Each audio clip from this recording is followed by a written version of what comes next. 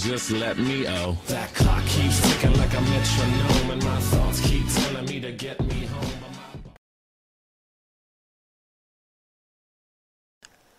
Salut tout le monde, c'est Scara45 pour une nouvelle vidéo commentée.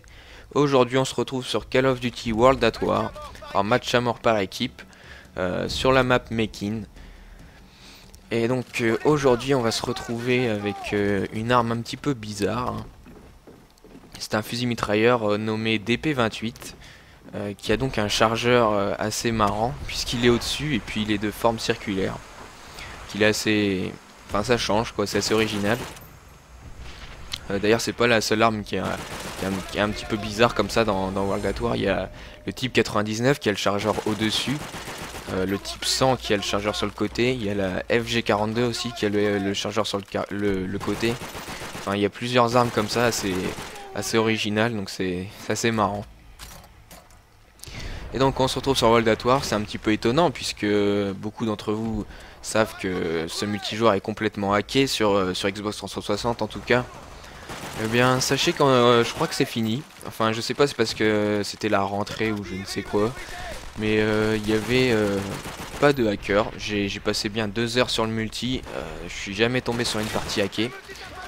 D'ailleurs il y a eu une mise à jour il n'y a pas si longtemps, donc je pense qu'elle y est pour quelque chose, hein.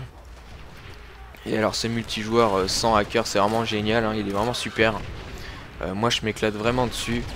Il y a vraiment des armes vraiment sympas à utiliser.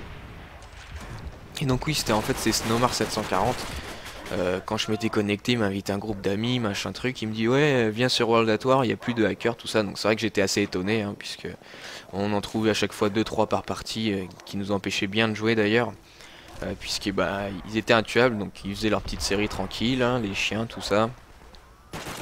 Donc quand vous bouffez 2-3 séries de chiens d'affilée, c'est vrai que vous en avez un petit peu marre, hein.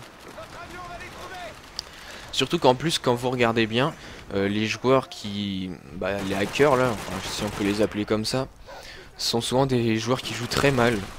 Puisque si vous regardez les killcams, ils savent vraiment pas viser, ils font complètement n'importe quoi. Alors je sais pas si c'est volontaire, mais en tout cas ils donnent vraiment, en plus d'être mal vus, ils savent pas jouer. Enfin bon, tant mieux si ça a été corrigé. J'aurais pas cru qu'ils auraient fait une mise à jour encore après. Ça fait combien de temps, 2-3 ans qu'il est sorti, hein. Donc c'est bien. Puisqu'en plus j'avais vu une fois dans un article qu'il y avait... un article de Treyarch publié sur un site de jeux vidéo, ça devait être sur jeuxvideo.com. Il y avait ça doit être Josh Olin, là, le responsable de la communauté. Il disait il y a toujours une équipe qui travaille sur World at War. Oui, je me demande bien où allait son équipe, puisque si ils avaient pas remarqué que leur multijoueur était complètement piraté, c'est vraiment qu'ils étaient un peu graves, hein. Donc ouais, là, je voulais un petit peu aussi parler de la map Mekin, puisque c'est une map de nuit. Elle est plutôt sympa, moi je l'aime bien, puisque c'est une map assez courte en fait, enfin assez petite, pas assez courte. Parce que sur World at War il y a des maps à tank en fait, qui sont vraiment très grandes et je trouve que c'est pas super drôle.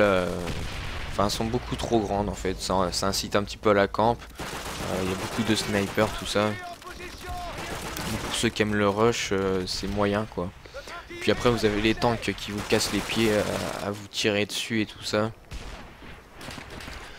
En fait il y a un peu deux catégories sur World at War, il y a les grandes maps et les petites, voilà, pas plus compliqué que ça, mais à savoir que les grandes maps sont vraiment très grandes, hein.